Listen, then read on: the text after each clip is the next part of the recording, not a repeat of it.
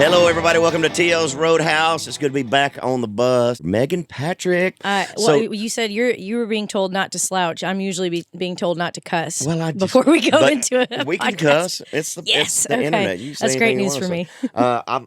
I've tried to refrain as much as I can. But it's your world. Sometimes one just slips out, and sometimes it's entirely necessary. I want to thank you so much. You came and performed at my Turkey Fry that was awesome. Concert this year, and just blew me away. I've heard you sing before. I saw you down at the beach last fall when we were. Was it Destin? What was they call that? The Bootleggers. The Bootleggers Festival. That was pretty cool. It was awesome. I'm proud for your success. I was listening to Golden Child last night. Wow.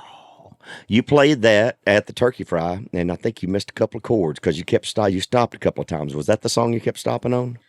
No, what? I'm not. I mean, it wasn't a bad thing, but I think you had just remember what I it. said earlier, Tracy, about not wanting to hurt myself, hate myself before noon. Well, we're not there yet. He said, "Hey, let me tell you about that song you messed up." Yeah, but the lyric is so good, the production is so good, your vocal is so good. It sounds like a big old hit. It's really a good record and a good message too. Great twist on the hook. I mean, just really well written. Thank you. It's one of my favorite songs I've ever written, and.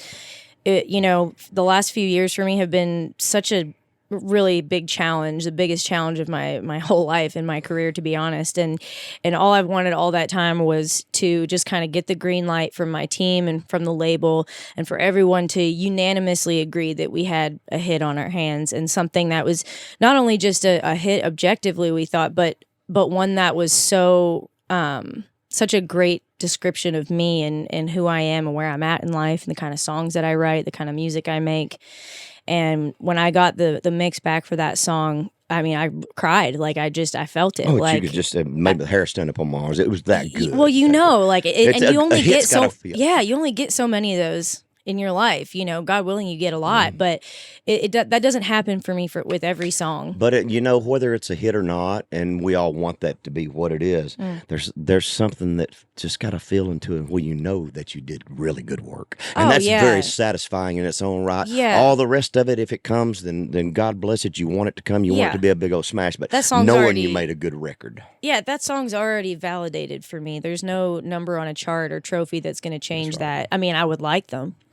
I would like that number one number, and I would like the trophy because that's unfortunately who I am at my core. Well, that's validation, and however we feel about awards, especially looking back on a lot of it, it's that's validation within the industry toward your peers. Yeah, it's validation for the longevity of your career. It gives you a platform to be able to work for a long time, and that's what we're all trying to do. We just want to work. We get a lot of no's, and so you need a good yes every once in a while. It feels good to get recognized for of course. For your work. And it's just, especially like, if I wanted to just write songs for myself, I would have just gotten a different job to make lots of money and sat in my room and played my songs by myself for the rest of my life. And it probably would have been less stressful and less hard on my ego. But I wanted to write songs for other people because I wanted to be able to take my pain and my experiences and my lessons learned, put them in a song, and then sing it and have people in real time go, oh my gosh, like this feels like me, or I can't wait to listen to this song again. This made me feel something, or made me feel seen or inspired or just less alone. I mean, I'm not just trying to create hits. I'm trying to build a legacy.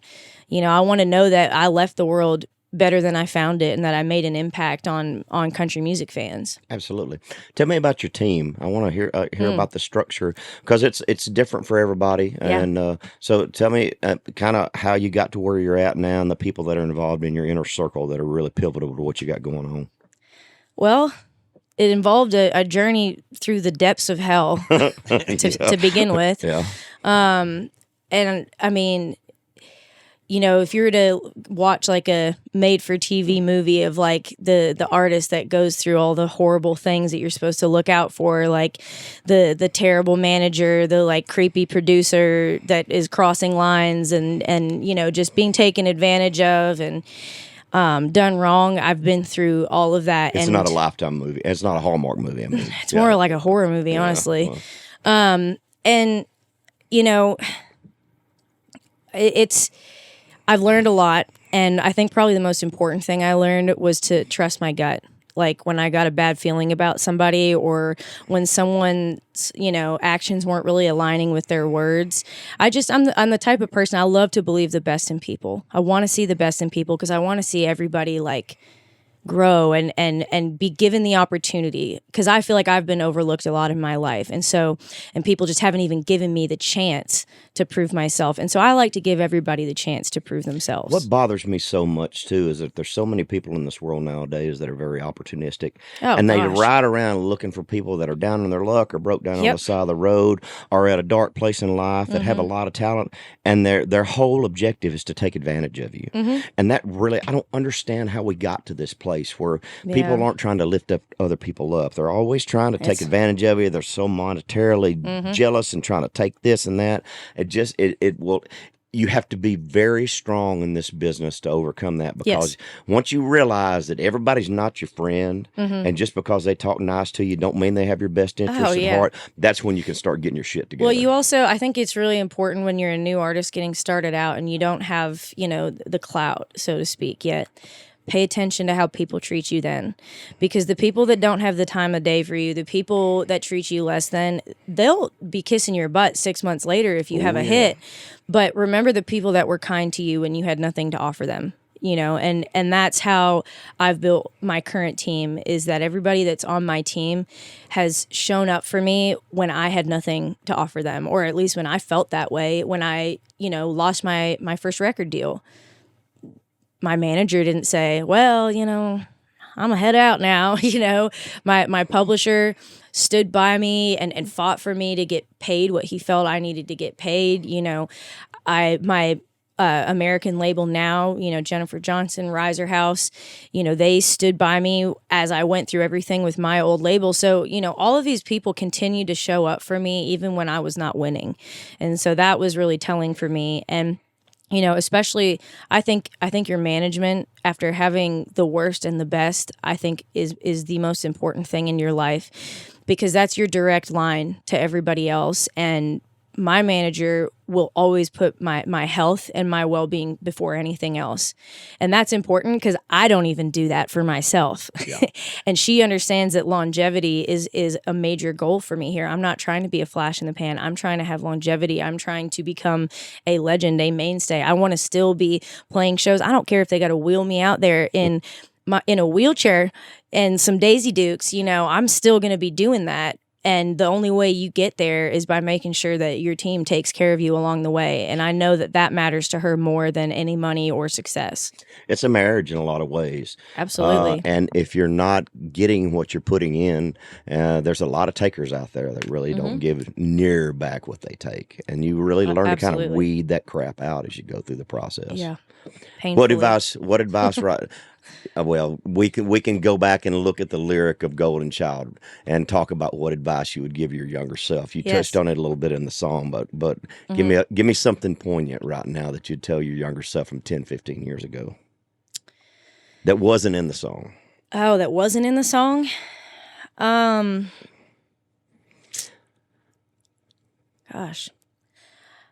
I mean, I think what I said earlier, just to follow my own gut, to learn to trust myself sooner, and not just always assume, like, understanding that not everybody does have your best interests.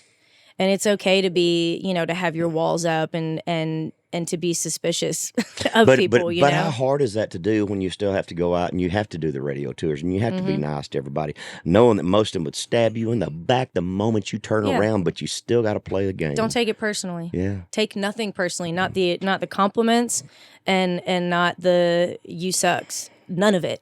Because so few of those things are genuine. I'll say, okay, except for when it comes to fans. When your fans come up to you and tell you, like, they compliment you and they say, this song, like, saved my life. Like, I have a lot of women. I do a lot of work for survivors of domestic violence. I am one. And it's a cause that's very close to me. So, I have some songs that I've released that talk about that. And when I have women who have literally come up to me and said, I left my abuser because of you, because of your music. Like, it gave me the strength to get my babies and get out.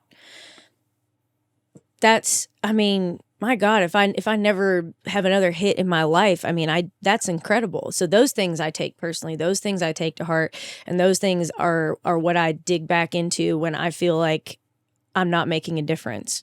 But everybody in the industry, I don't take what they say with a grain of salt, I do, regardless if they're being nice to me or not, because it's so fleeting, it's so mercurial. It's people will be on your side one day and not give a shit about you the next. So you just can't take it personal one way or the other. Yep. Tell me about your childhood. Did you have music in the home? Was it rough? Yeah, definitely music. I mean, nobody in my family was did it like professionally, but you know, my dad played guitar. He started picking up guitar again when I think I was like early in high school, just as a hobby, and he was really into a lot of blues and like classic rock, southern rock. He's the one that showed me Zeppelin and Muddy Waters and Howlin' Wolf and Eric Clapton and Jimi Hendrix. I would hear him playing guitars, and he always had old cool guitars around the house. So that kind of led me to start wanting to pick it up a little bit. Yeah. And what led me to pick up a guitar was I started writing songs, but I guess they were really just kind of poetry. They were just lyrics at that time. And I was like, I wanted to write a song, and being who I am, I just was like, well, I don't want to have to depend on no man to play guitar for me. So I just need to learn how to play for myself. I need to be self-sufficient. And so, yeah, he kind of inspired me to pick up guitar and started writing. And, I don't have a relationship with my mother at all now. And she was unfortunately not a great person. But I will say she had great taste in music. She gave me that for sure. And my American citizenship. So, could have been worse. So how does the dual citizenship work? I know that you're an American and a Canadian citizen. Yeah. I was born in Canada. My dad's Canadian. And but because my mother is an American citizen, and she never gave up her citizenship when she moved to Canada. We were able to. My sister and I were both able to just apply for it, and we were approved. So, yeah, that was one big advantage for me for sure as a Canadian moving to Nashville. I didn't have to get a visa or anything. I could just kind of move. So I did, in fact, marry my husband only for love, not for, a green card or citizenship. Already had that. That's pretty cool. Yeah. When did you come here from Canada? How old were you when you moved here? It was 8 years ago. So I was 29 at the time. There was a whole group of y'all, you and Lainey and Casey, and there's a whole bunch of you that kind of came in at a real similar time. Well, Lainey and Casey were literally the first people I met my first night in town. Wow. And it's funny, I mentioned earlier about pay attention to the people who are kind to you when you have nothing to offer. And that was kind of like Casey and Lainey, because the whole time I've packed up my truck, my trailer, I'm driving down to Nashville with one of my old bandmates, and silently just kind of praying in my head, like, God, I don't really know what I'm doing here. I'm terrified. Been here before? I'd been here before. Okay. I'd been coming down for about 2 years, pretty consistently, but I didn't really have any friends. I had people I would co-write with sometimes. A lot of them were like older than me, so I hadn't really written with a lot of people that were in my same age group. So I hadn't really made any real friends when I'd been down here. It had just been totally work. And so I was just like, God, I don't really know what I'm doing. I feel like I'm supposed to do this, but I'm terrified. Like, just give me a sign that I'm doing the right thing. And so we get there, and my buddy Oliver and I were like, let's just go get a beer somewhere. And I think we like Googled live music in Nashville tonight, and we end up finding Basement East. I was like, this looks cool. Let's go check this out. I'm standing in line, and all of a sudden, and Casey, I hear, Meghan Patrick? Meghan? What are you doing here? I thought you lived in Canada. And I was like, she's like, it's me, Casey Tindall from North Carolina. And I was like, what's up? She's like, what are you doing here? I was like, well, actually, like, officially, as of today, I live in Nashville. I just moved down here, like, today. She's like, oh, my God, you need to meet my roommate, Lainey. Like, you're like a real country girl. You need to come meet her, and you need to come out to the house. And, like, you're Canadian, so you like hockey, right? We can watch hockey. She just, how Casey is. She's just a little spitfire. And, I honestly, I had never had another girl come up to me like so genuinely just wanting to be my friend, and just so like happy to see me. And like they were both just so kind and so sweet. and so Southern, like just so it's different and unintimidated and unjealous. No, and, yeah, like they just were genuinely like, "Hey, we like you, want to hang out?" And I was like, "What's the catch?" You know what I found when I remember when I first moved to Nashville, and I've told this many times. As you bounce around and you play with other bands, and I'd worked with a couple of different bands and done some club circuits and all that kind of stuff. But when I came to Nashville, all of a sudden there was a whole lot of people that were just like me, and it was really cool because I never Yeah. felt that before. I was always the youngest guy in the band. It was always a whole bunch of older cats, and they all had jobs and families and all this stuff. When I came to Nashville, it's like there are all these people are just as passionate as I am. Yeah. It was really, I was like, I am home. It didn't even matter where you were from. No, Even if you were raised, you had a common ground. Yeah, I had common ground for the first time in my life. I had common ground with people around me and with women especially. And I never had a lot of super close female friends growing up. And, a lot of it was just a lack of like having something in common. And I always felt like a little bit of an outsider. Like I kind of got along with everybody. I never felt like I fit in any one place until I moved here. And, and then a year later I found my husband. I met my husband, and then I met his family, which was so nice too, because he's from here, so. And one of the things I loved about Mitchell when I first met him was that, like, even when he signed his record deal, his first single blew up, his whole career is taking off. All of a sudden, he's getting the opportunities to hang out with, like, important, famous, like, big people, right? He would still always make a point of hanging out with his buddies that he grew up with that weren't in the music scene at all, guys he played football with. And I loved that about him, that he always kind of held on to his roots, because I felt like I didn't really have roots anywhere anymore. I was trying to put down roots here, and I didn't have my family here, but his family embraced me and gave me a sense of family here. And, and my chosen family, my friends like Lainey and Casey and all those girls, and my manager, Randy, we were best friends for years before we worked together. So, it's taken almost the full 8 years that I've been here, but now I really do feel like I absolutely have roots here, and this feels like home. That's awesome. It's pretty cool. It does take a while. It takes a while to settle in. It takes a while to find your circle of people, and to get a grasp of just how everything works. The music business is not an easy thing to understand. There's so many different factions of it. I mean, you've got publishing, you got publicists and managers and social media people, and there's so many different factions of it, and they all have a relevant place in the whole way that this machine turns. Well, and what you were just saying actually just got me thinking about your question. I want to add on to your question of advice I would give my younger self. Okay. And this is more practical than, emotional, spiritual. Take a music business class. Like, seriously, learn about how labels work, about how contracts work, management, like learn all of that, because I knew none of it. And I paid for it dearly in the beginning of my career, and most artists do, especially the young ones that, because that was one of the things I learned from Mitchell. He grew up in this business. His grandmother, Donna Hilly, was an icon, a legend in this town. She ran Sony ATV. And Mitchell is one of those kind of rare breeds where he is so incredibly musically talented and artistic and creative, but he is very business minded and very well educated on contracts and how the ins and outs works. And that's part of what's led to how successful he is, because nobody's pulling one over on my husband. He is my go. I talk to him about all of that stuff because I trust him implicitly, and he's just such a wealth of information. And so, yes, seriously, I mean, you could probably, there are probably courses that you could take online.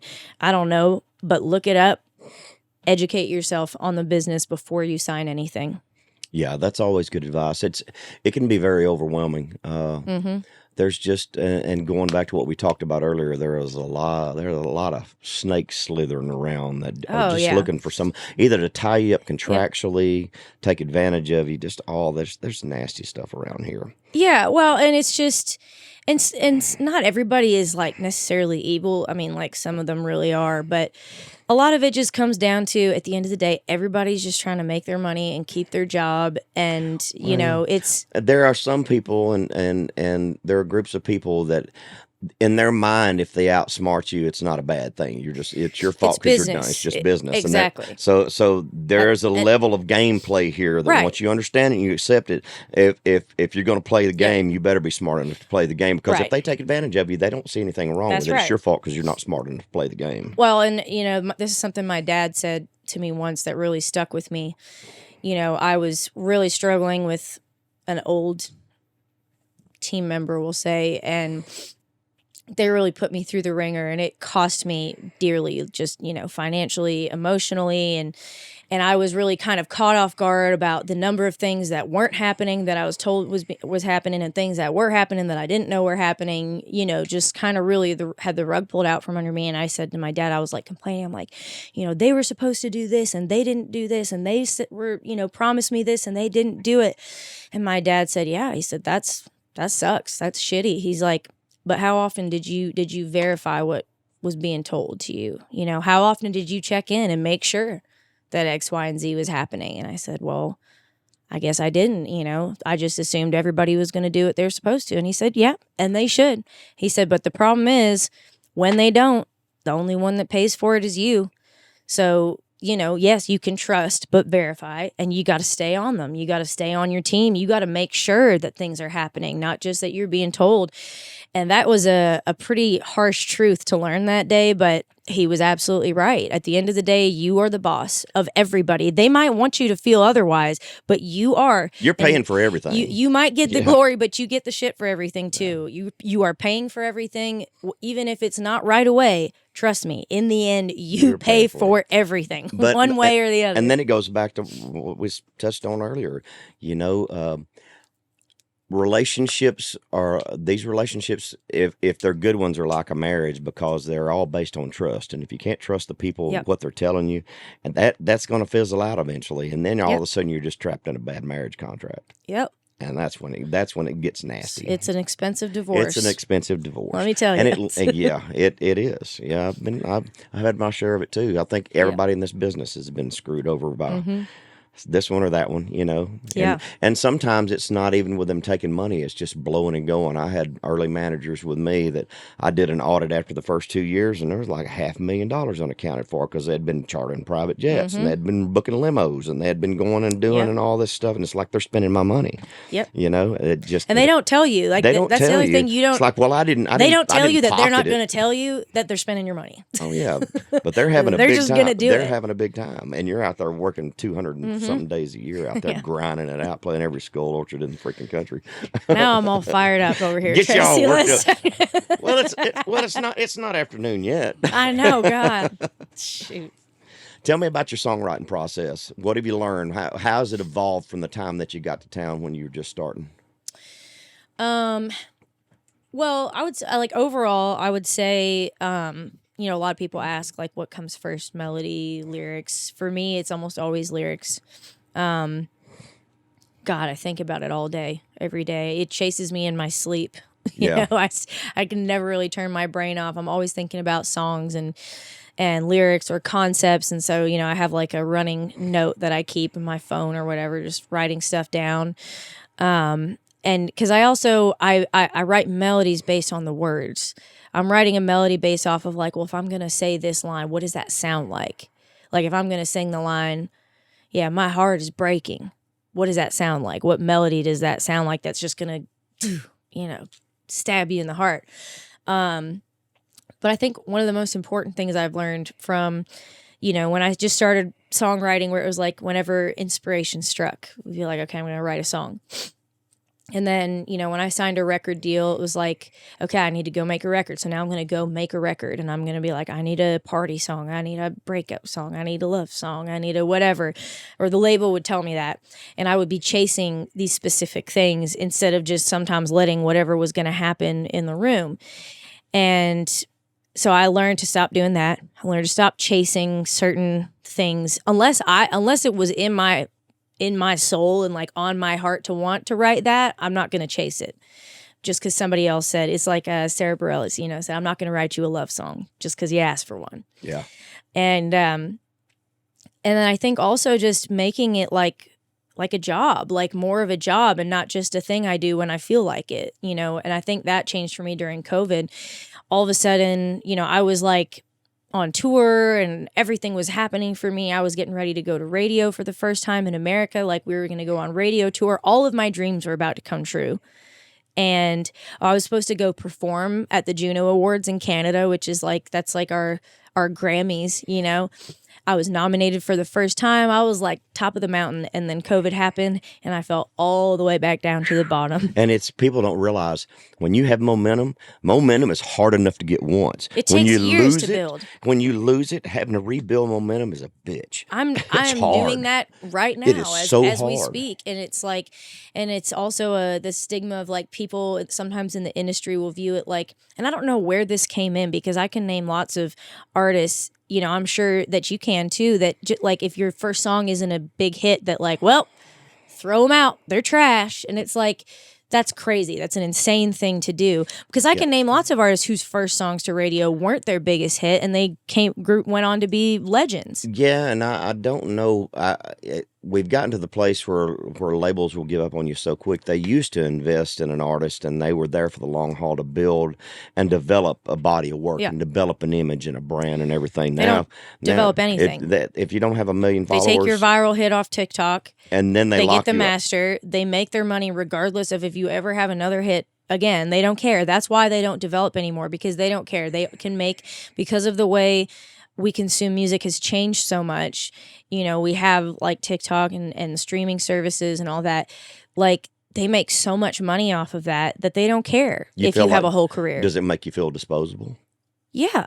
I know that I'm not. But when you see them do it all the time, it's like they look for the easy path, and because they don't have to do a lot of work, they get you with a brand and with a fan base already. And if you have 1 or 2 hits, done, move on. Well, the less you know, the more they like you. I think they're doing a disservice not only to young artists, but to the industry and genre as a whole. I think it's deteriorating the quality of music we get as a whole.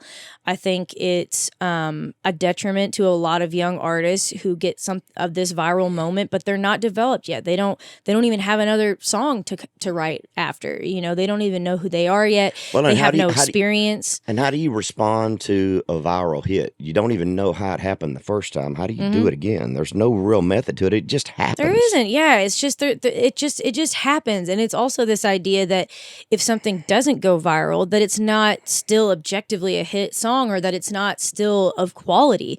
I would actually argue the opposite, that just because something goes viral doesn't mean it's good. It doesn't mean it's of quality. It just means that a lot of people didn't scroll past it while they were taking a dump on their phone. The only #1 record Jimmy Buffett ever had was with Alan Jackson. No way. Yeah. Dang. I mean, he had a massive career and he never really had radio at all. Isn't that amazing? Well, and so many of my favorite artists are that way. Yeah. And I just I have to remind myself of that because, I am a golden child, meaning that I was raised to believe that my value was entirely tied to how successful I was, to winning medals and awards. I mean, I was an athlete. Everything I did, I had to win. I had to excel. I had to be the best. But that's not wrong, I don't think. I don't think it's wrong, but when you think that you're completely, when you tie your whole value and sense of self to it, it is. Because let me tell you, as someone who is perpetually unsatisfied with themselves, it's a hard way to live. And that's something I work on every day because I think it's good to be competitive. I think it's good to want to win. I'll never erase that entirely from my being. It's in there. But hopefully, and it took me a long time to find it too, because I was just like that. I mean, music was rolling in my head all the time. I mean, grinding my teeth playing drums at night. It just totally consumed the sentences that came out of my mouth. I was more likely to regurgitate a song lyric than have an original idea. I mean, everything was just music all the time. Yep. And it's taken me till I was in my 50s to really say, I'm good. I don't have anything left to prove. I'm okay. So hopefully you'll be able to find that place because it is out there and it's attainable, but it might take you 20, 30 years to get there. And I don't know how you achieve it because it's a different journey for everybody, but it is attainable. It's a very satisfying place to get to. I think being intentional about understanding you need to do it is the best thing you can do. And I'm trying to be intentional about it right now, because I also get into this place where I'm like, man, like I'm in my 30s right now. I'm in my mid 30s, and it's like in so many ways I feel like I'm in my prime. And I definitely like myself better than any other time in my life. And I still don't like myself that much some days. But it's I'm working on that, and I feel like I'm starting to finally get a true sense of who I am and what really matters to me and what my values are. My relationship with God is stronger than ever, and I'm so rooted in my faith, and that has helped immensely. And I'm like, I can't spend all of this time, because I am living so many dreams that I wished I was hoping to reach 10, 15 years ago. I'm doing it right now. I mean, I'm sitting here with you. This is insane. And then you're saying, and then but just, and I'm still sitting here worried about what I haven't done yet. And I don't want to live like that. I don't want to wish away my prime worrying about what I don't have. But there are certain of us that are born with that internal drive for whatever reason that we can't turn off. It's just there. I can't explain it. But I would rather have that than be aimlessly wandering through life trying to figure out what my purpose is. Yeah, because that would be very unsatisfying to me. That's true. Yeah. So and then on the other side, so ponder this. Yeah. So I always said that I'm a lifer, and I got to spend time with George Jones, a lot of these old cats that I got to develop relationships with, and I watched them work right up to the day that they died. They're like Charlie Daniels and Merle Haggard, even they were working right up to the day they died, and I used to say that that was going to be me. I'm not quite so sure anymore if that's really what I want. If there might be a spot where you say, it's time to just take a breath and enjoy the last 10 years of whatever God gives me. And it's okay. It's okay to change too. I mean, I think about the way I thought about life 15 years ago, and I'm like, well, I'm glad I don't feel that way anymore, because I was kind of an idiot. And I might think that in another 15 years from now that I'm an idiot now. But, Are you running from something or running to something right now? Oh, gosh, both. Always both. I mean, always running from my past, but I think I'm running faster towards the future. Yeah, but for all the bad stuff that happens to us along the way, that gives you so much depth and so much stuff to write about. And like you said, you're in a position now where things are starting to roll, and you're having an impact, and you're going to be able to leave a legacy behind and touch people in a deeper way. And that's pretty special. Yeah, it is. It is. I'm trying to just, as far as running from things, I mean, I know that you can't. And I think that's part of why I'm good at what I do. Like, when you're touring and you're always going somewhere, you're kind of always running. You're going to a new thing, a new place, a new experience that's going to, replace that bandwidth in your brain for a little bit of time, so you don't have to think about whatever you're leaving behind. And, it's an escape, but it's also my favorite thing. I mean, being on stage, it might be an escape, but it's also like what I was built to do. I mean, there's very few things in life that I'm very sure of, but I'm 100% sure when I'm on stage that that's what God intended for me, and that's what I'm meant to do. And that's the only thing that has kept me going through all these years, when I've just been told no so many times, and I've just fallen short and just failed and failed and failed to me, or just felt like hopeless. It's like, what are you going to do, Meghan? Just not get up every day and want to do that? There's no way. There's no way I'm going to wake up every day and just stop wanting to write songs or thinking about songs. There's no way that I'm going to go, watch my husband play a show for tens of thousands of people and not wish I was on that stage. That feeling will never go away. And that tells me that it's what I'm meant to do. And just because I'm not where I want to be yet, it's got to be coming, because why on earth would God make me feel this way about doing it if it wasn't meant for me, I've had this reoccurring dream. I hadn't had it in a long time, but it was not the exact same dream all the time, but it was, like I would be trying to get somewhere. I felt almost like running in quicksand. I'm trying to it's get the my worst. pants on to get out the door. Yeah, why are you never wearing pants? But it's like, but you're always rushing to get someplace. I can't get dressed. I can't find this. I can't find my keys. I can't find this. And it's all this anxiety of always trying to get somewhere. And it took me years to get over that dream. Do you have something similar to that? Yes, like every night. I And mean, it's always like I'm unprepared in some way. Like seriously, why am I never wearing it pants? torments you. The pants thing, it really gets to you. It's crazy. It's to the point where I have to wear pants to bed now. So that I can remind myself in my dream that I am in fact wearing pants. Poor Mitchell. Boy, sorry, buddy. And no, I like where you like when you're running and you just feel like you have no speed, like you're so slow, It's or like, like oh, it's running in quicksand. or it's like I'm supposed to go on stage and like my guitar's not there, or like I just can't get it in tune. yeah, like Whatever, something just- is always going wrong, Yes. or you're missing something, or you're late. Like it's always. It's that drive. I literally had a nightmare last night that I was, excuse me, sitting in a church at this baby's baptism, and all of a sudden I was like, oh no, I got to go do this podcast with Tracy Lawrence, and I'm wearing like my pajamas for some reason. I don't know. And I was like panicking the whole time trying to call Randy about how I was like, I'm going to be late. I'm going to be late. Isn't that crazy? Yeah.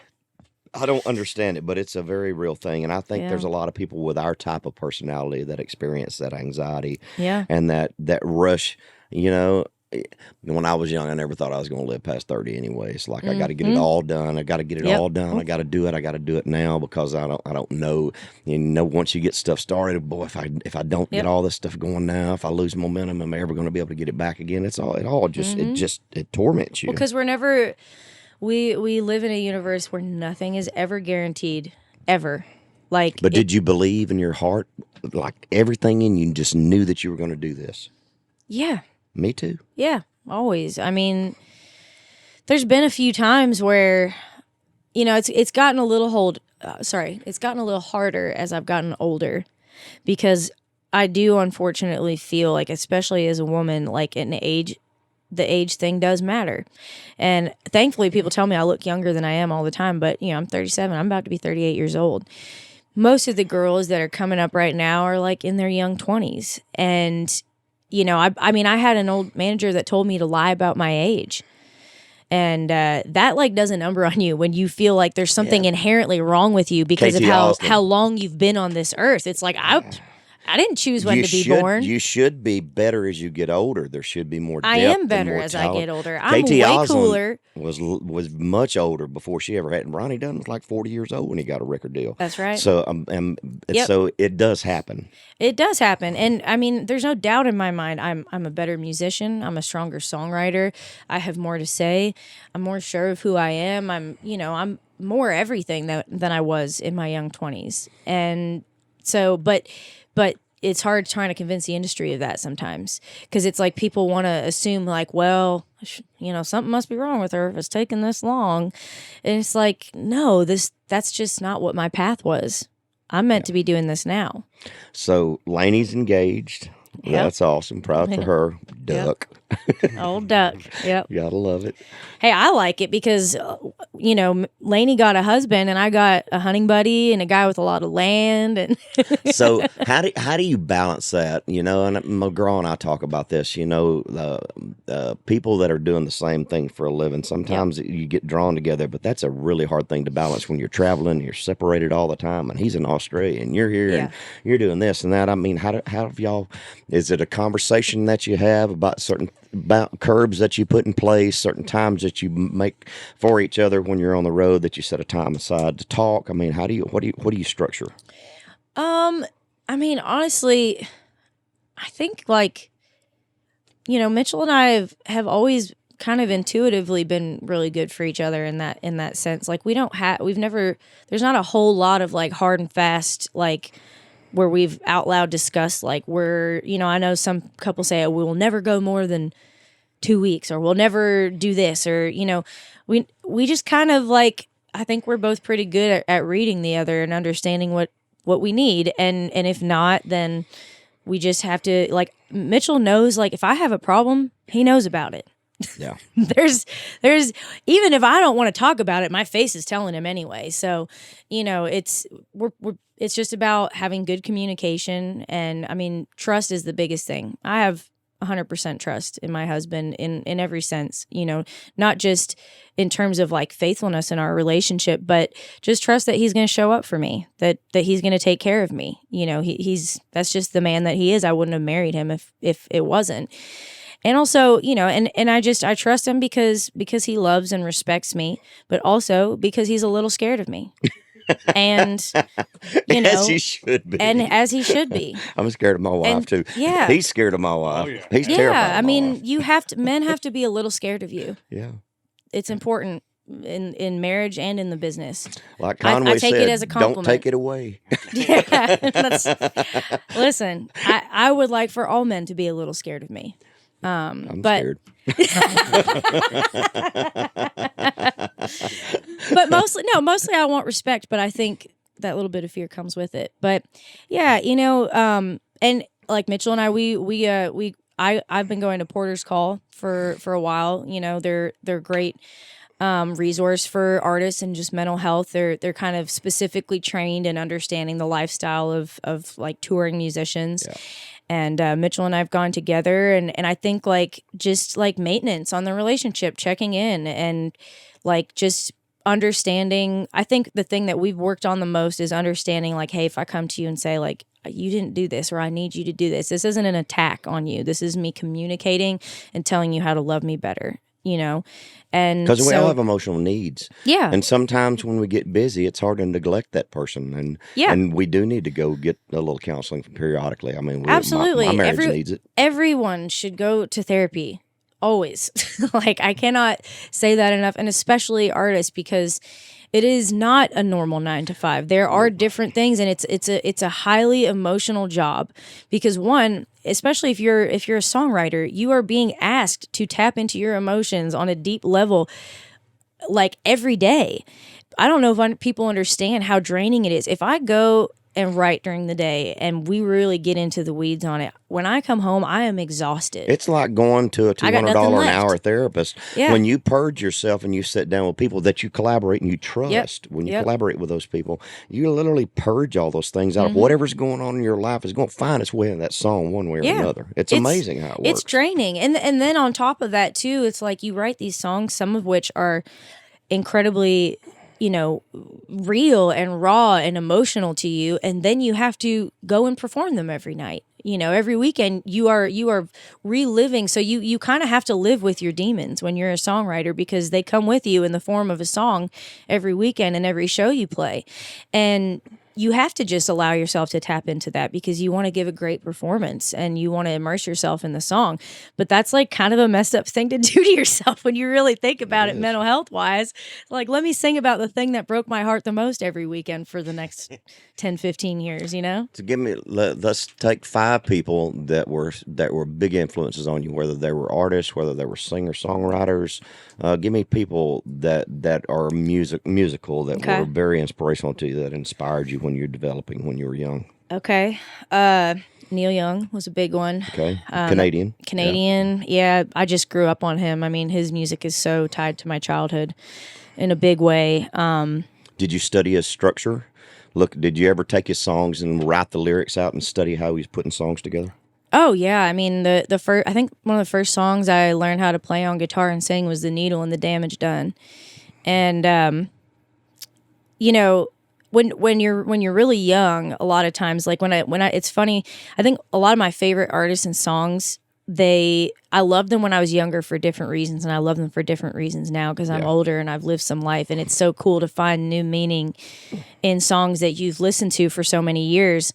Neil Young is one of those. The Needle and the Damage Done in this industry, I watch it destroy people I love every day. We all see it happen to the best of us. It is not an industry that is built for health and and longevity. And every indulgence that you can imagine is just basically laid out in front of you. Yeah. Well, and it's just and if you're someone that struggles with it, with addiction or those demons, like you are literally being set up for failure every day. I mean, we were talking about the other day, like when you're doing radio tour, it's your job to not only go and play a great show and talk to the fans, but then you got to impress the PD. You got to go hang out with them. And a lot of times that means going out and drinking and being the guy or the girl, the entertainer, doing the shots. Like, I don't struggle with addiction, thankfully, but it's like I didn't even want to do that, but you feel like you have to, because if you don't, another artist will, and they might get those spins, and so we're forced to have to like make those decisions and try and walk that line, and it is a very fine line to walk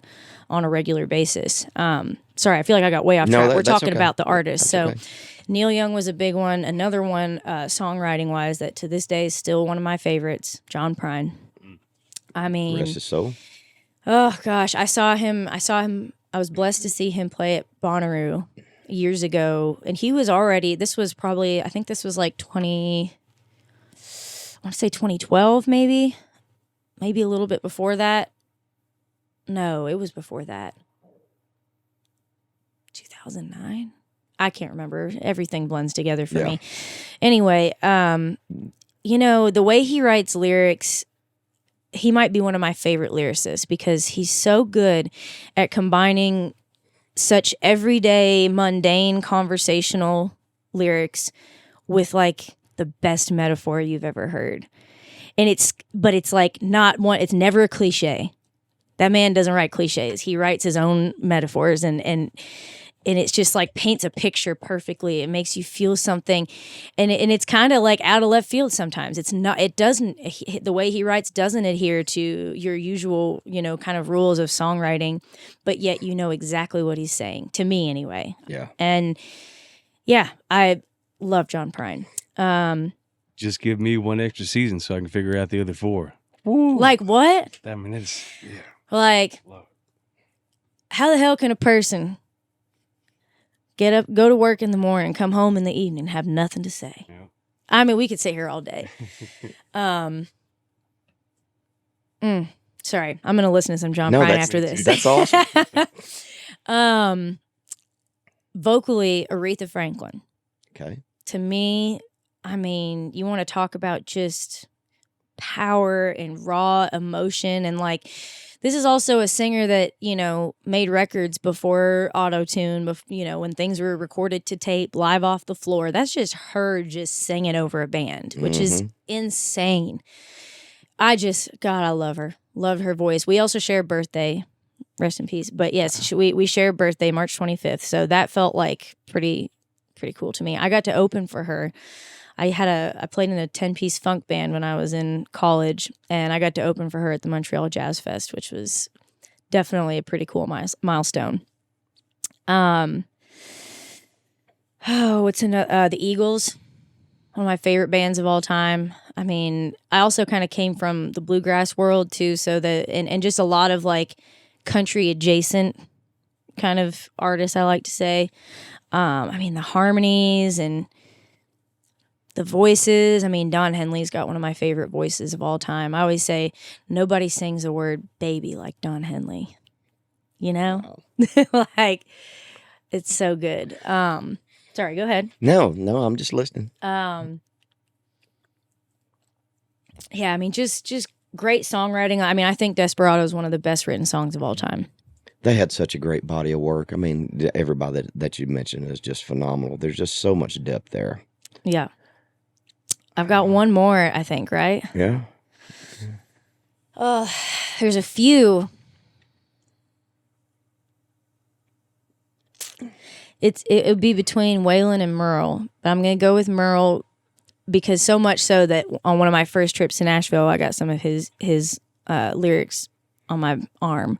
Now, it isn't one that he wrote. It was Sonny Throckmorton, but it is lyrics from The Way I Am. Oh, come on I just now. dream, keep on being the way I am. And that was... Don't tell me you've got it too. I've got Merle's face on my arm. Okay. There we go. Yeah. I couldn't afford Merle's face back then. I could afford 2 lines on my arm and some walk-in tattoo place that might have been a little questionable, but I was in my 20s. So again, as I mentioned before, I was an idiot. But it was one of my first trips to Nashville and to write, and I really felt like things were starting to happen. And I got those specific words tattooed because I felt like, okay, if things are about to happen for you, but you can't lose yourself. You got to remember who you are. You got to remember to be a person of good character. Don't get swept away. Don't get carried away. Like, you got to stay true to who you are. And those lyrics felt like they just encompassed that. And so I got that as sort of just kind of like a reminder to myself. Most of my tattoos are reminders to myself of something, of a time in my life where I really learned something important, or, just a big turning point or light bulb moment in my life. Tattoos for me are a release. It's like I might go years without getting another one. Then it's like the last few years I've binged pretty hard on it. And I got a bunch of like lengthy ones that were like 6-7 hours at a time. Yep. But I always come out of it. It's almost a euphoric thing. It's hard to explain to somebody that's not into it. Oh, I love it. But then I'll go once I kind of get the urge satisfied. I might go years without getting another one. Yeah. It's a very strange thing. Some people like them, some people don't. It's a personal thing. I personally think it's a beautiful art form. Yeah, I mean, you could know a lot about me from the tattoos on my body. They all, have meaning. And so give me a couple of them. I see you got a hammer and some nails. That from that. That's the dumbest one I have. See, looking at it, to me, it's almost religious. You never know. It's almost religious. I mean, the first thing I think about is Jesus being nailed to the cross. So, well, that's what I'm telling people from now on, Tracy, because that's way better than what it really means. We'll come back to that one.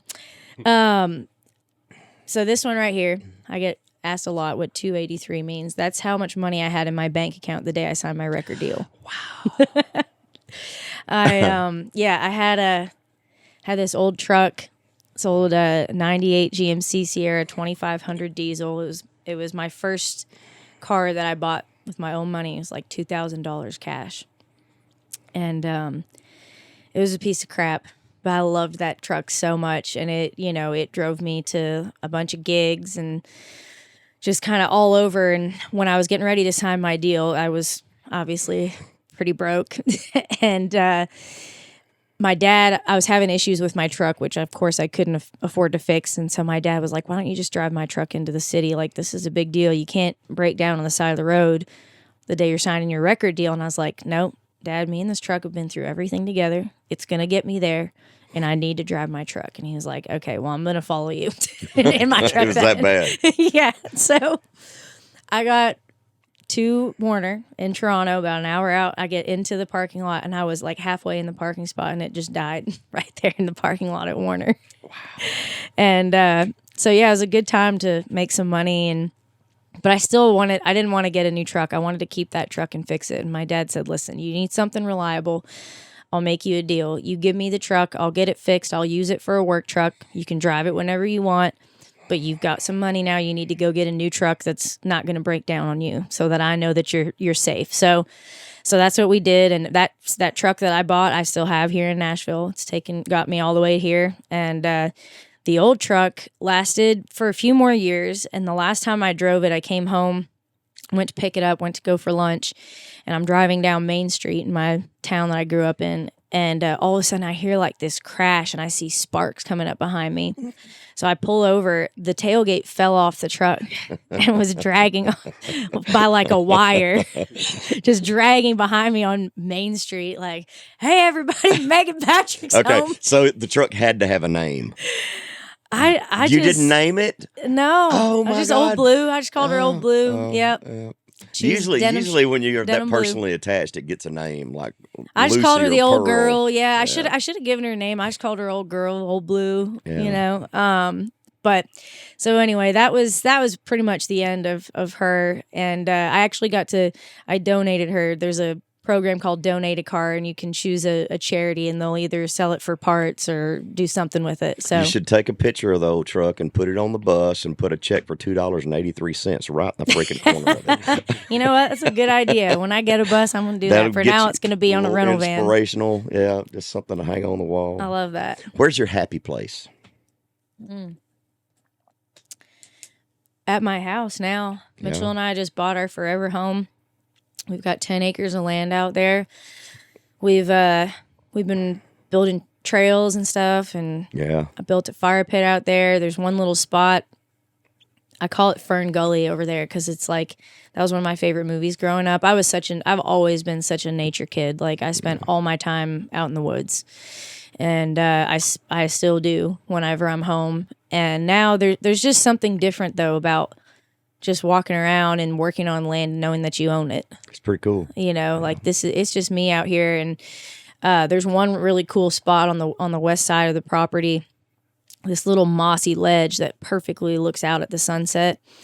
And so while Mitchell was gone, I built a bench to put out there for us to like watch the sunset. So that's watching the sunset there with my dogs and my husband. That's my happy place. That's awesome. Yeah. What do you listen to when you work out? Depends how mad I am. My wife hates my workout music because I'm all like heavy metal.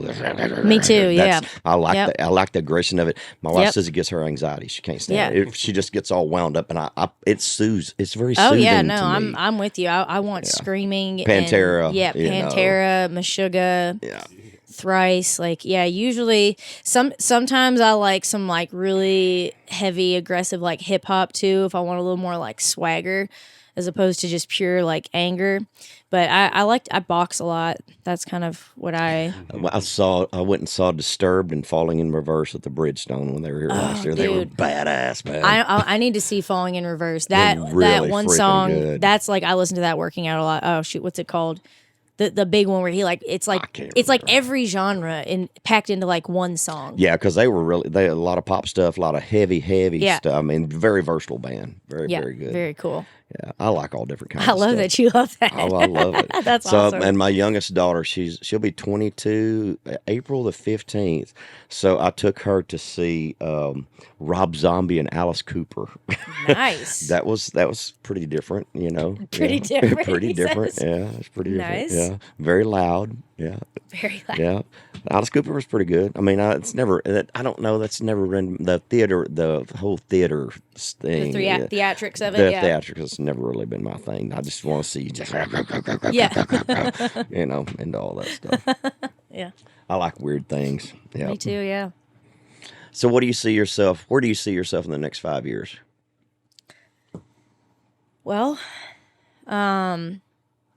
I'd like to see 5 or 10 #1 records. Yeah. That'd be nice. Yeah. More importantly, lots of sold out tours. Yeah. My biggest goal. I mean, look, I'm just shifting my focus. You know, I'm trying to put the bulk of my energy into things I can control. There's only so much I can control about, you know, radio. I can write a great song. I can give them a great song. I can do the radio tour, the interviews, the free shows, I can do all of that, and it still might not be enough, and it won't be my fault. You know, there's just, as you know, there's so many factors that come in to play, and there's a lot of politics, and it's a market that's like grossly oversaturated right now, and even just oversaturated by the biggest artists in the business right now. Like when they have multiple singles out at once that are all charting, it's like, Well, how many songs are on the current songs are on the top 40 right now? 18, something like that. Yeah. I mean, you're talking about a very small playlist of current things. You're competing against every major out there and all the already established artists. It's a very tough road. Yeah, it's tough to break through, and that's why, like, of course I want that success, and I'm gonna bust my butt for it. But what's really important for me is just trying to build my fan base and get out on the road and tour. That's all I've ever done. I've been touring and playing in bands. I had my first band when I was 13 years old. I'm 37, almost 38 now. So that is one thing I know how to do.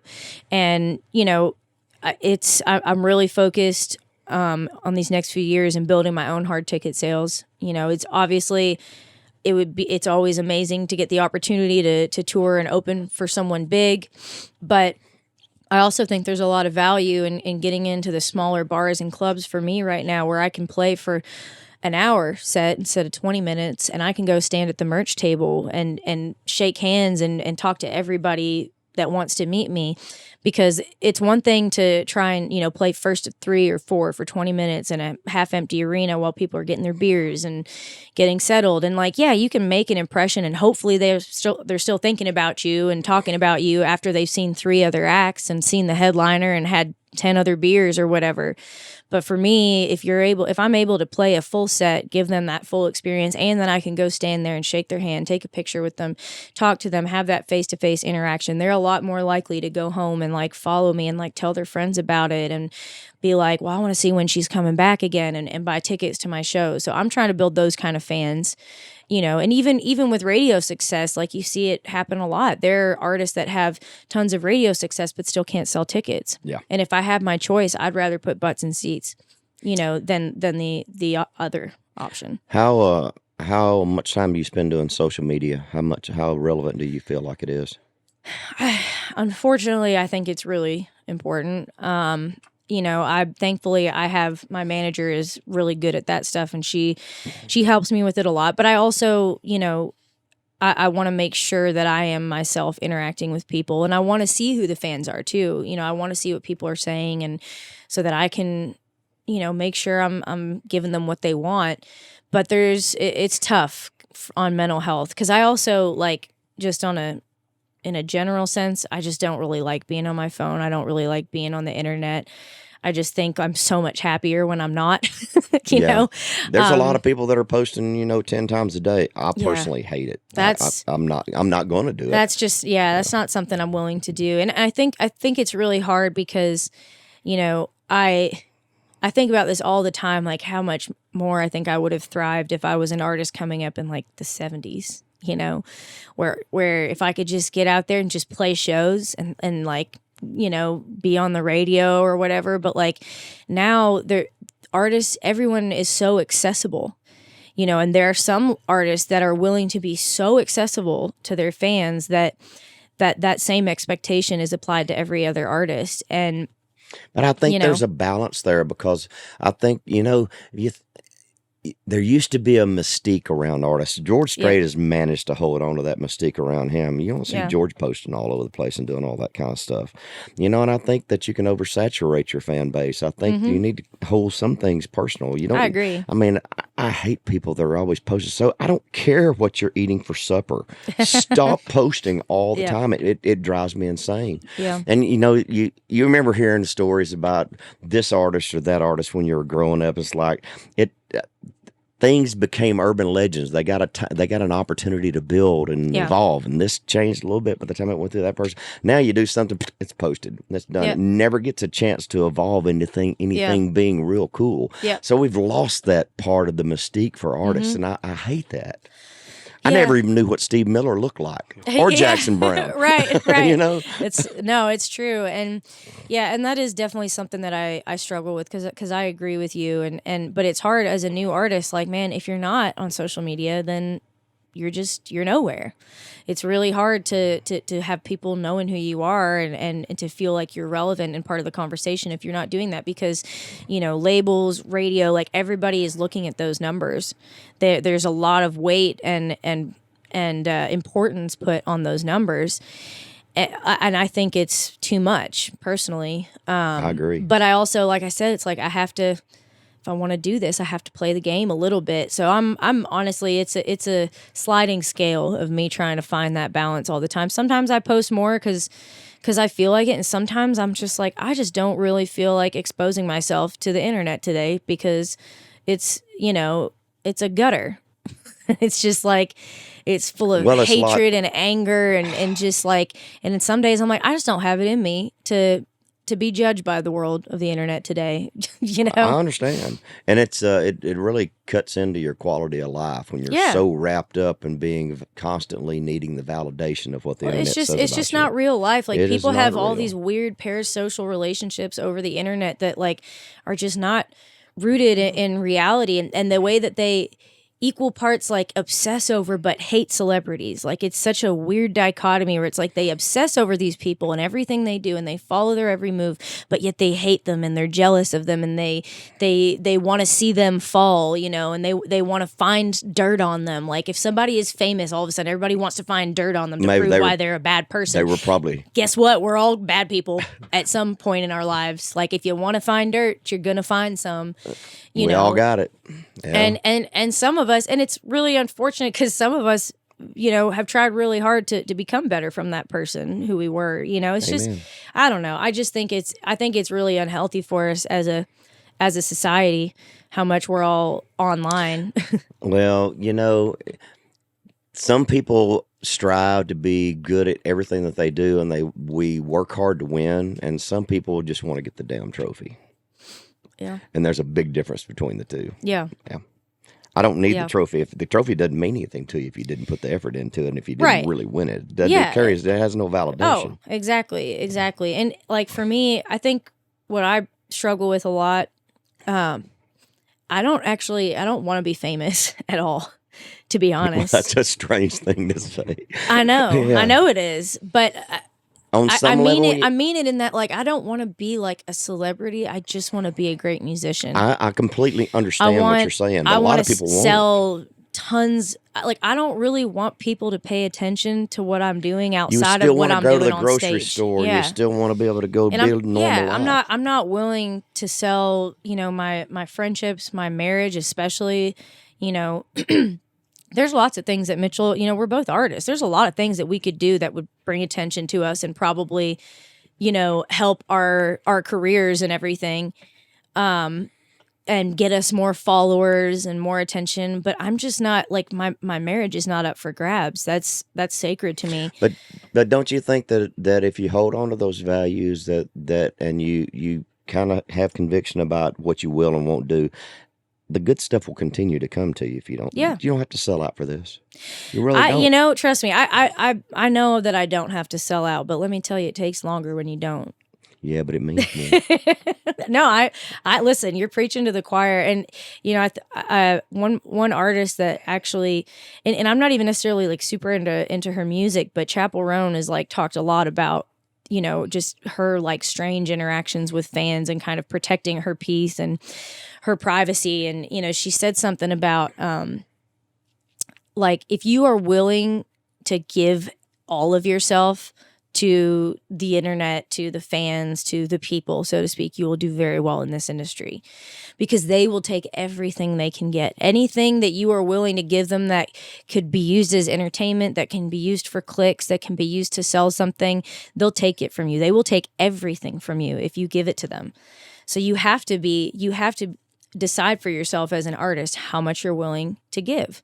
How do you think Dolly Parton's balanced all that stuff? Because she's given a lot, and she has managed that brand, and she's up in her golden years. But Yeah. that's got to be a hard thing for her to manage, because all the things I've heard about Dolly, she doesn't step out unless she's Dolly. Right. She don't come out of the house if she Right. ain't Dolly. Yeah, and you That's know a what? lot. I mean, I think she's incredible. I mean, I'm always in awe of her. Without a doubt. I think she's just built different. I think some people are built that way. I look at Lainey. I think she's built that way, and I'm not sure if I'm built quite that way. I don't know if I'm willing to give. Do you that consider much. yourself more of a songwriter than an entertainer? As I get older, yes. Yeah. And that's okay. But still, though, I say that probably just because I've fallen so much more in love with writing songs over the years. Like, I used to write songs more as like, it was just sort of a step that I took towards entertaining. It was just something I had to do in order to entertain. And now I really, truly write songs because I love writing songs. I love the craft of songwriting. But there's nothing that feels like entertaining. You brought up COVID a while back in the conversation about how you were getting momentum and it shut everything down. Mm-hmm. I know for me, I don't think I'd gone that long without getting on stage. That was really hard for me. Really hard. I mean, I had a really hard time adapting to it. I mean, I had some really mental issues with it. Me too. It was a struggle. Me too. How did you cope with it? Well, as painful as it was, it also kind of, because I was simultaneously also having a bit of a panic about my career as a whole. Like, I felt like everything had just gone to shit. And it was the first time in my life that I ever actually allowed myself to consider that, like, is this it? Like, is this as far as I go? Maybe I'm not built for this.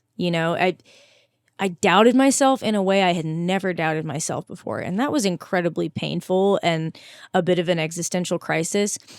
And I let myself kind of wallow in that for a bit, and I felt sorry for myself. And then I kind of was like, okay, this is crazy. Like, you're miserable. And it made me real. Well, I was miserable because I didn't have that outlet of getting on stage. Well, a lot of people don't realize that euphoria that you get and that thing Nothing that you can get replace back from the crowd, it's an addiction. I mean, Yeah. but some people don't want to admit that. Matter of but fact, it's the only thing I've ever been You addicted walk to. out on that stage and you get that validation Yep. back, and then you get to live in it for a little while. You get Yep. to reflect on it. I saw this person, they're singing this back, and it's this whole thing, and take that away from you for a year. Yep. Shit, it's like you go through withdrawals. I did. Nothing compares to it. No. Nothing feels like it. No drug, no drink, nothing compares to that feeling. And so it was really painful, but it made me realize, like, okay, what are you doing, Megan? Get up. Get off your ass. Like, you're miserable because you missed this. So figure it out. How are you going to get back to doing that?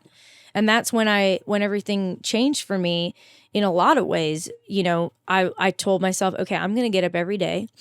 I'm going to sit down with my guitar for 1 hour every day, at least 1 hour, whether it's writing lyrics or just playing my guitar or writing a progression, whatever. If after that hour, if I'm onto something, great, keep writing, keep doing what you're doing. If after an hour you don't feel like you've got anything you need to build on, then fine, carry on with your day, but 1 hour every single day. It was the first time I was ever intentional like that about creating and about songwriting. It was the first time I ever treated it like a 9 to 5. And that really served me well. And because it was hard at first, because I felt like I had nothing to say, because I honestly was so depressed. I was like, I can't write that. Nobody wants to hear that. That's sad as shit. And not in like a cool, sad country way, but like in a, ooh, she needs help kind of way, you know? And so like, I had this crazy writer's block, but I was like, you know what? You just sit down and just do it. Just make yourself do it. And that did make a difference. And I do feel like it helped break me out of that writer's block. And there were little bits and pieces of things that I went back to and that I built on when I felt like I had those creative juices flowing again. So, you know, and I have to remind myself of that every time I feel like I get into one of those really dark places. All that means is that something great is coming on the other side. What I've learned from that too is, as a songwriter, sometimes you get in a dark place, you have something that's really heavy on you, and if you write it specifically about everything that you're feeling, then it's just way too much. Yep. But you learn as a songwriter to navigate around it and to dance around those things, and to paint with softer brush strokes, and get the imagery out a little bit differently. And sometimes you got to back away from it and get a clear head, but there's always something in there to go back to. And not every song has to be like an exact verbatim, you know, whatever. It took me a long time to feel that. Yeah, you learn how to write stories. Yes, and you learn how to put your personal things. That's what I love about collaborations too, is that you can sit in a room with one or two people and you can share that moment, and you all have a different perspective of it, and it comes out with all this beautiful imagery in it, where if you'd just written it by yourself, sometimes you can get too personal. I had a hard time pitching songs early on when I got to town, because when you write something really personal, you get attached to it, and when somebody cuts your song to pieces, it hurts. I had a hard time adjusting to that when I first got to town. I did too, but you know, Mitchell he actually kind of changed my perspective on that a little bit, because, you know, on the one hand, like, I wanted to not just be known as an artist, but as a songwriter. And I've had my first gold record ever was not as an artist; it was as a songwriter. And so I've had cuts outside of country as well as in country, and I want to continue to be able to do more of that. But I would be so precious about my songs sometimes, you know, like, oh, I love this song, and Mitchell's like, and you're going to write another one tomorrow and another one the next day. He's like, if some big artist or somebody wants to cut the song, he's like, let it go. And you'll write another one. Then what if you wrote it and then you were real attached to it, and the artist calls and says, I love everything about it, but there's a line in the chorus that doesn't strike me, and I want you to rewrite the second verse. You got to back out of it. And think about this as a musician going into the studio. Say you're Brent Mason. You're one of the best guitar players that ever lived. You played on umpteen zillion #1 records, and you just lay down a solo that is badass.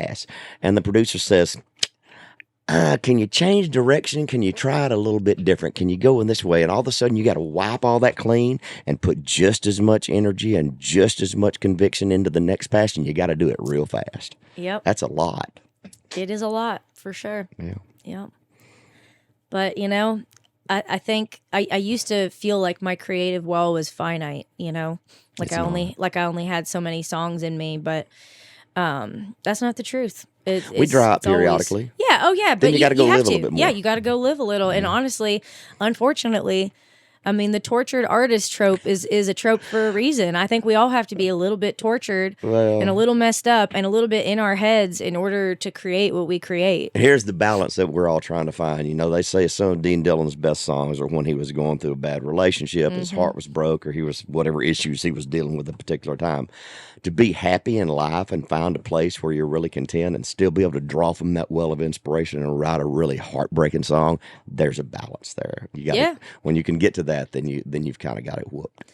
Yeah, I mean, I think if you can, you know, you talk about like Dolly or George Strait or, you know, these artists that have been around for so long and they're still so great and they're, you know, they're thriving. It's like just to even stay alive in this industry, let alone to stay relevant. I mean, that takes an incredible amount of fortitude and just, you know, self-preservation and strength to just kind of like not only take care of yourself literally, physically, like not let it kill you. Like this industry is trying to kill us every day. Every day.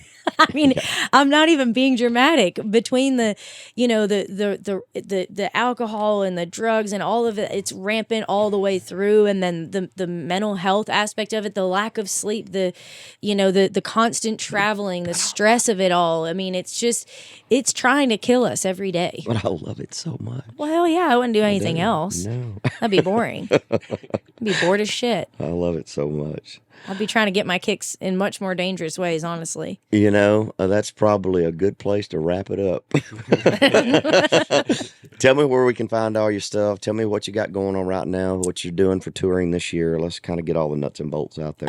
Yeah. So Meg Patrick Music on all my social media. Touring wise, we're getting geared up to announce some really exciting stuff that Awesome. I can talk about it? Come on. I got the thumbs up from the Breaking manager. news, baby. Give it to me. So one of my dear friends and truly one of the best voices in this town, Miss Ashlyn Kraft, we are pairing up for some dates this spring called the Rolling Stones Tour.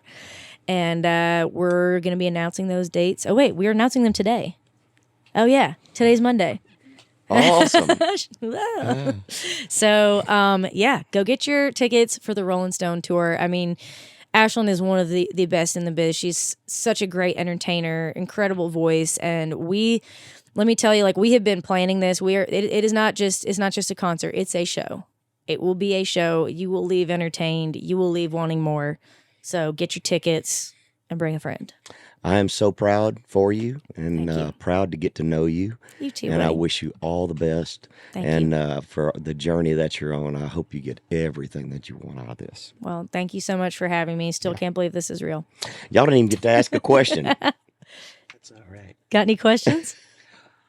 Go ahead. Oh well, I was noticing on your record after one of the titles that said demo.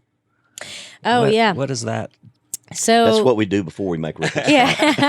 That's what I was wondering if it was. I'm sorry. Track So demo. no, the boy who cried drunk. I know that. Yeah, so that's the boy who cried drunk, and the reason we released it as a demo, you know, I wrote it really close to October, which is Domestic Violence Awareness Month, and it was one of those things where I wrote it and everybody kind of freaked out about it, and it became a thing, and then. You know, I had told Randy that I always wanted to start my own charity for survivors of domestic violence. And she said, well, what if we did through an event this October? So we put together this event and we kind of released the song to help, you know, promote this event. And we didn't have time to go into the studio. So we released it as is, you know, the way it was written that day. It was just a very kind of raw vocal and guitar. But I think for that kind of song, that's what it was meant to be. You know, the message was the important thing about it, and it kind of spearheaded our whole thing. And now we've made it an annual thing. And, you know, my goal is eventually to have my own foundation. So we just felt like that song deserved to be out immediately. And it was great as it was. Yeah. Cool. So you mentioned you like weird stuff earlier. Oh, And boy. It reminded me of my favorite question that I love to ask the Okay. guests on here. Okay. So, question is, what is your weirdest habit that you're willing to admit publicly. And while you marinate on that, I'm going to tell you about one that I discovered about myself the other Lord day. have mercy. Here we go. I will harmonize with the microwave.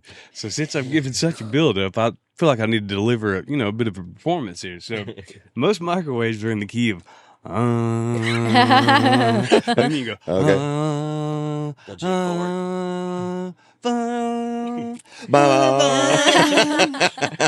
that's 3.5 minutes of just pure joy when you're whooping up your Easy Mac. See? Oh man, my weirdest habit. You're so strange. I know. That's why I love musicians. God, y'all are the weirdest people on the planet. I mean, one of the things I can think of is kind of like in that same vein. Whenever I put my signal, like my turn signal on, I have to always like kind of like come up with a song or like sing along to the beat, like, or I drum and try and like create my own beats to go with the signal. Hell yeah. Yeah, I don't know. There's probably something weirder, but I don't know if I'd want to say it. So we'll keep some mystery. Meghan Patrick. Thank you, darling.